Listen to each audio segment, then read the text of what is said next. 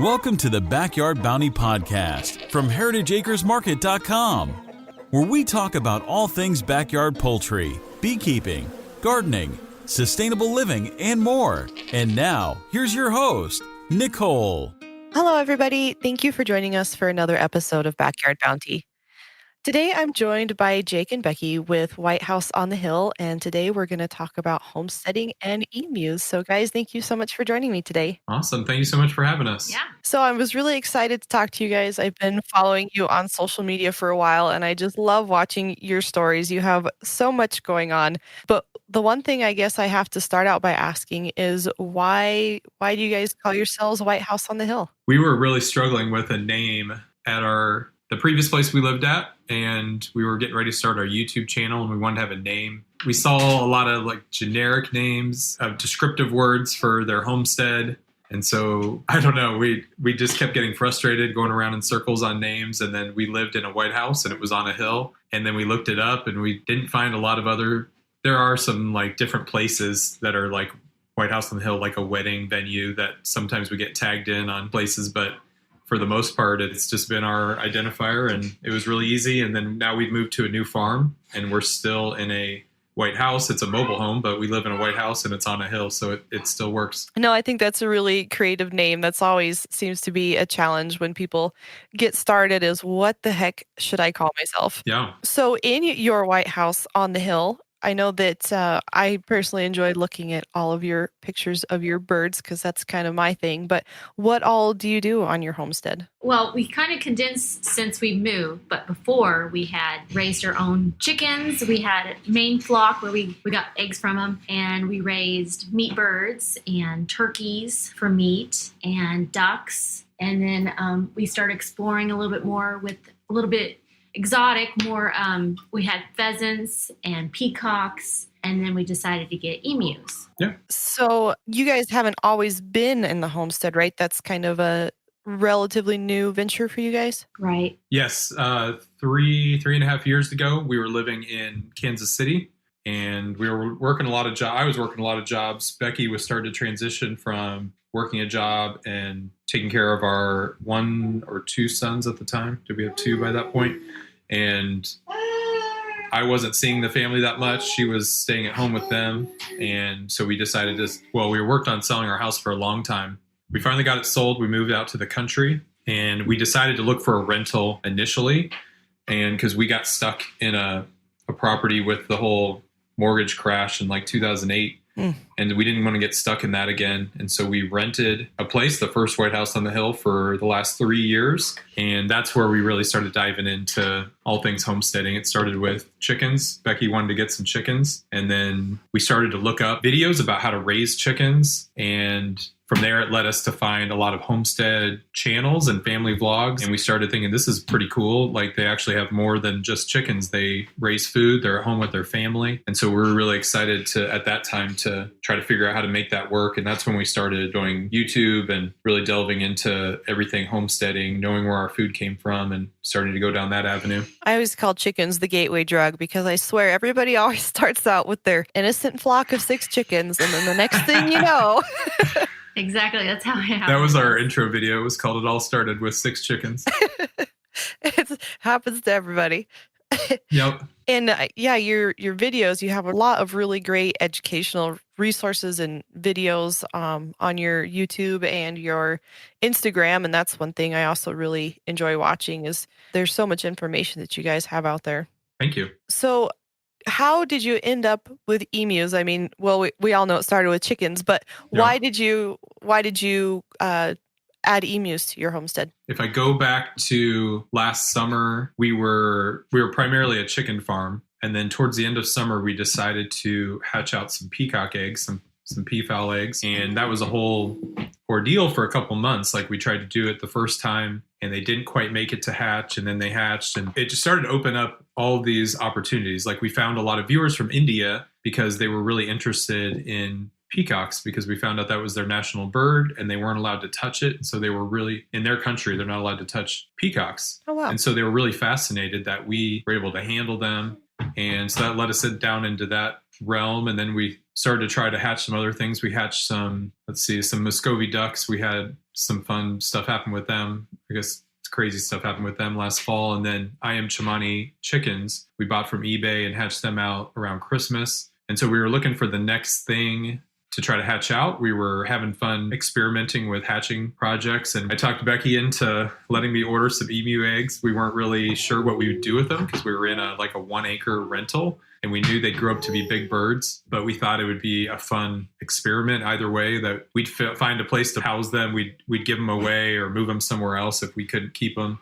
And when we hatched them out, or at least hatched out our first one, who turned out to be Bamboo, and he's about 9 months old right now, we really grew to love him and end up hatching out a few more. And so that's where we decided ultimately that we wanted to keep them. We wanted to continue to raise them. And then that led us to our new property, to where we had much more space to be able to house them and then continue to grow our farm. Awesome. It really seems like they have a lot of personality. They do. They do. Bamboo is way more attached to us than the other two, because he was in the house for 2-3 months? About 2, maybe 2 months. And then the next 2, the blonde girls, we had in for about 1 month. Because we hatched them out in January. We hatched out Bamboo at the end of January. So we had them in there February and March. And then we moved them outside. And then we hatched out the next 2 in March. And then we had our third child, Isaiah, in April. And we really didn't want to be trying to raise a baby and have the emus. The emus were a ton of fun to have in the house, but it was also really difficult to try to keep them in. And then they were pooping everywhere. And because they had little diapers that we had on them, but they Yeah. were making a mess. And I was like, I am tired of changing diapers, and I'm going to have to change another baby's diapers. So the second 2, we moved outside sooner. And so they weren't as attached to us as Bamboo was, who was solely dependent on us when he was by himself. Yeah. So we cuddle up on the couch with them and watch TV. It was such a sweet little So we didn't thing. expect to have that kind of relationship with a bird, especially. Sure. And so we've been very surprised about how close they are to us, but specifically Bamboo, how close he is to us. So other than the fact that you hatch them in the middle of winter, are they like peafowl where you can't put them on dirt when they're young? No, there's not an issue like that.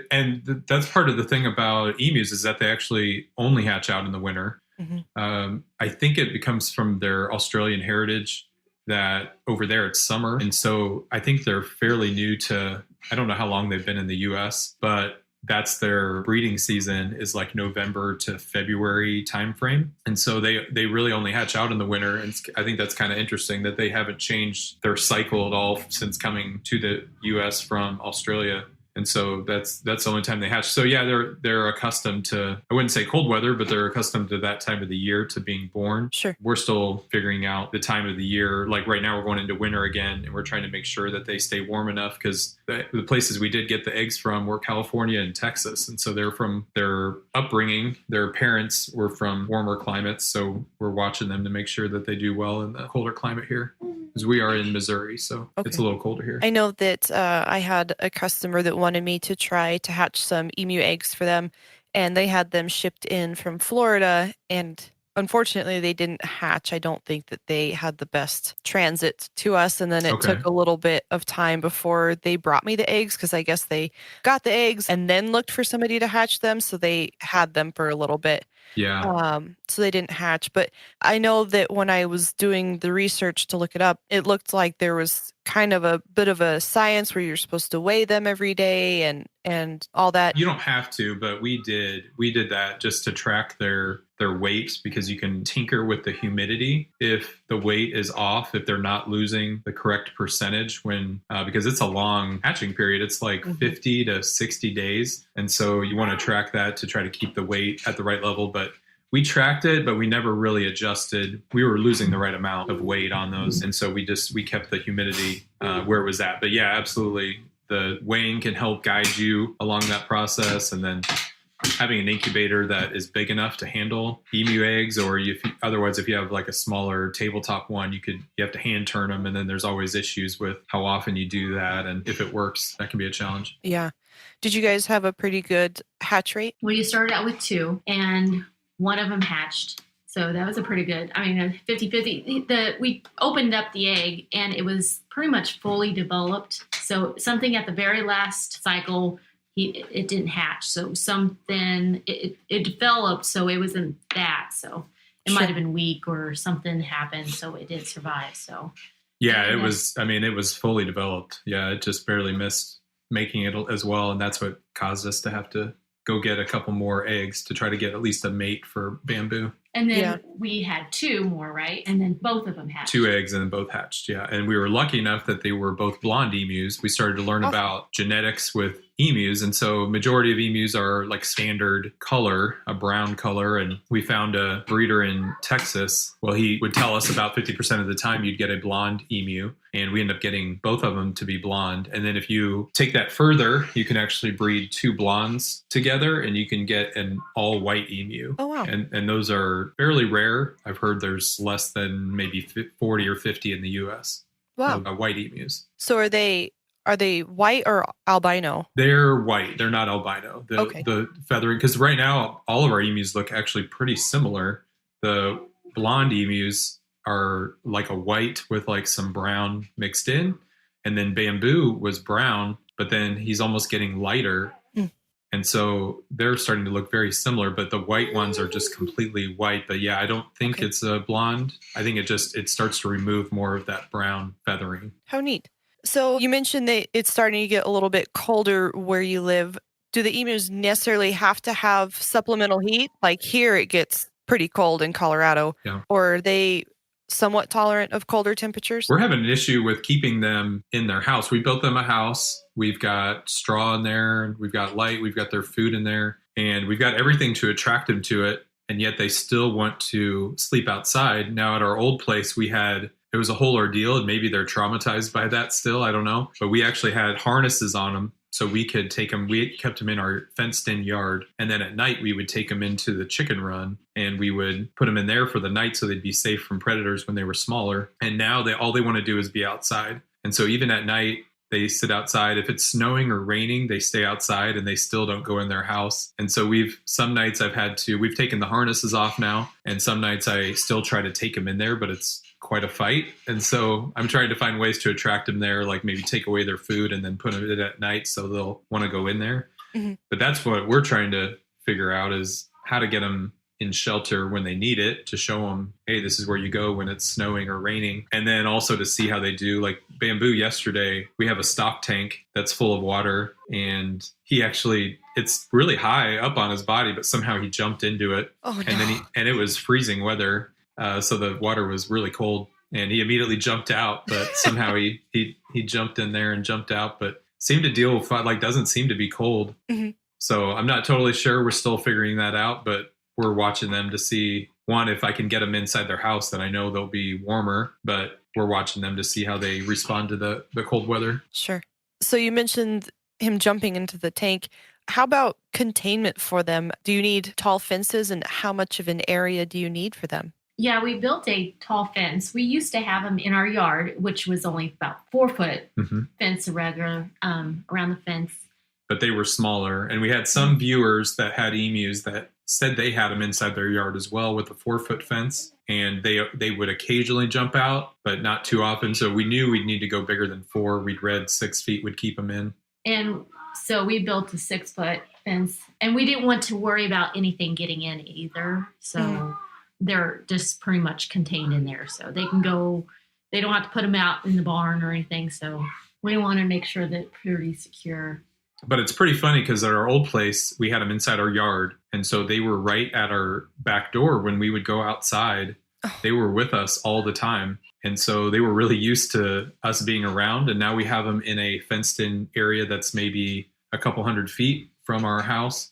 And we walk in between our house and our barn all day long. And they pace back and forth. Oh, So they'll follow us inside their yard. They'll follow us towards the outbuilding, and then they'll follow us back to the house. And they just have created this path in their yard. So they totally still want to be near us. Sure. And so that's been interesting to see that they, even with, no matter how much space we give them, they still want to be wherever we're at. So could you potentially not necessarily free range them, but let them out when you're out too, or is that too risky? Well, we had issues with that. They got out at the other place a couple times. We just let the gates open or whatever, and they knew they were free. So they would just run and it was really hard to catch them. Yeah. Sure. And we were really far away from the road, so we weren't as worried. But now that we are pretty close to the, we're close to a busy street that's high speed, and there is no fencing at all. So if they got out and they started darting towards the road, they'd just be gone, or I don't know. So that's the big thing we need to do for our property next year. We moved to this property and it doesn't have any fencing on it, and so we need to put a big exterior fence so that if anything does get out on the inside fence, then at least they're staying within the yard. The second issue is when we had them out in the yard before, we would go out and relax and hang out with them. And it was fun to hang out with them for a little bit, but they were so curious, they peck you. And so they'd pull at your shirt, they'd pull at your pants, ears, they'd peck your ear. I spent the night with them a couple weeks ago and made a video about that. And they were just, a couple times they pulled my ear and it just felt like it was bleeding. And they're not doing it to be mean. They just are doing it out of curiosity. Sure. So they're really friendly, but at the same time, if you're with them all the time, like we used to be in our yard, we got really annoyed. We'd have to put them up because we were just trying to hang out by the fire pit or something. And then they would come over and they'd start pulling on Becky's hair, or they'd pull on the baby's feet, or they'd pull on my ear. And we were like, oh, we just need some space. So having them in the yard really isn't something we're interested in. It'd be nice because we do enjoy their company, but they just can't help themselves. They still want to peck at everything. I have some turkeys that are like that, and so I couldn't imagine having something much larger than a turkey that's just constantly just getting at you like that. Yeah, because they're right at the height where we face to face right now. Oh, goodness. And so it's kind of intimidating when they come up towards you and they stare at you and you can just tell like, oh my gosh, you're about to peck me somewhere. Where are you going to do it? Oh, no.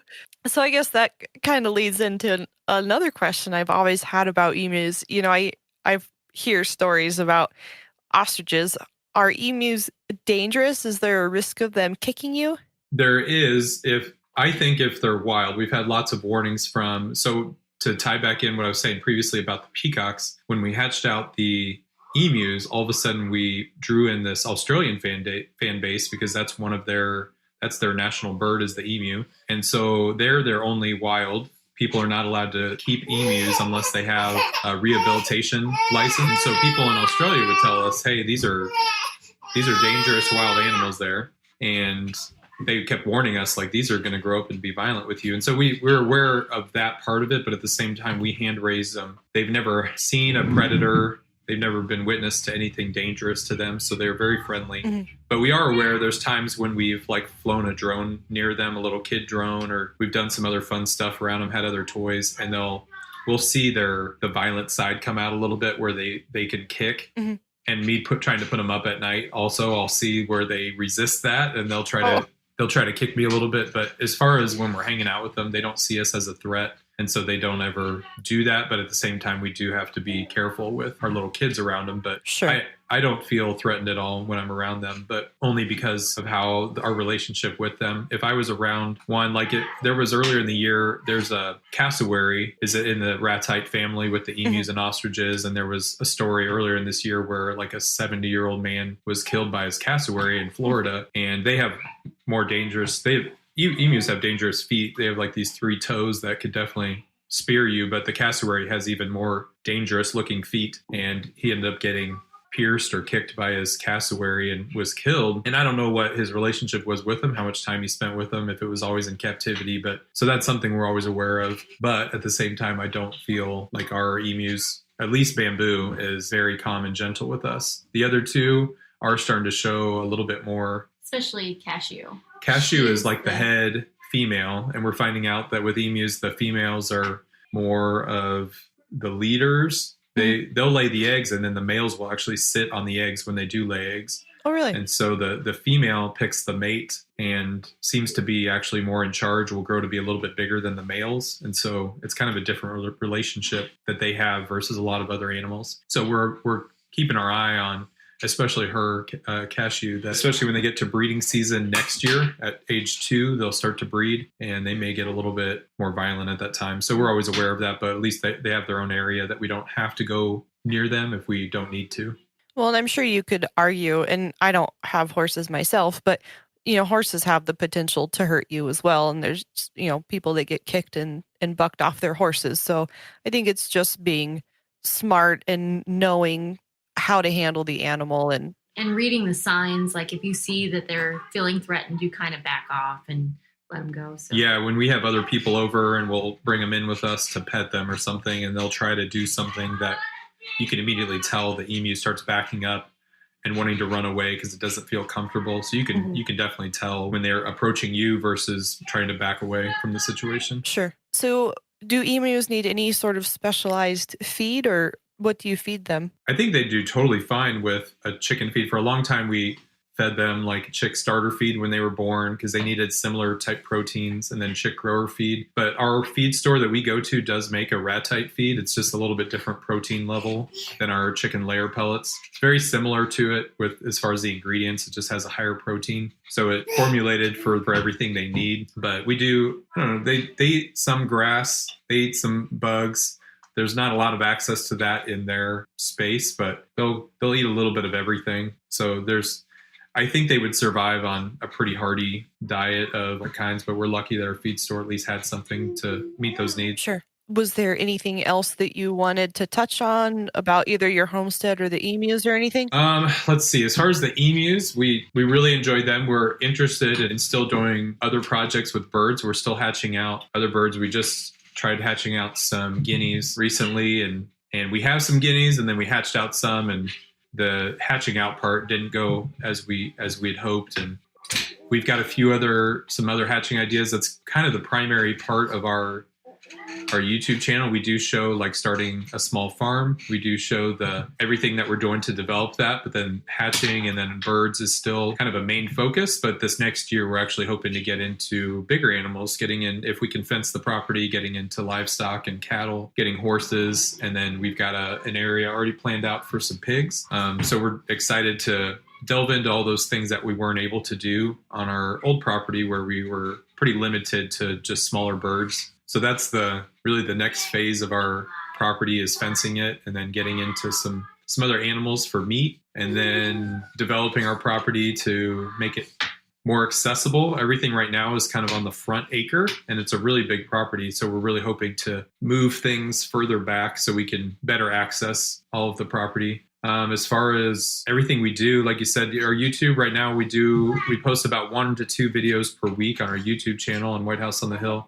Instagram's what I really love is kind of a fun side project to that, where I'll post every day pretty much on there. And it's just a lot of fun. It's really easy to interact with viewers and just everybody like-minded homesteaders. And we're actually finishing up. We were the videographers for the Homesteaders of America conference that was out in Virginia in October. And we highly recommend everybody come out to that every year. It's always going to be in Virginia in October. So we'll be there as well next year. And we make a series of videos for their YouTube channel, Homesteaders of America. And we have 1 video left to put up there. So that's some videos we've been working on recently. Outside of that, I think it's we've been fixing up the house that we're in. We're in a mobile home right now, so we've been fixing it up to have some fun experimenting with finding our style. We've never really gotten to fix up a house before, and then fixing up the property to just make it a fun place for us and our friends to come over and hang out. But that's kind of where we're at right now. Just we're a couple months into our new place, so we're just having fun with it.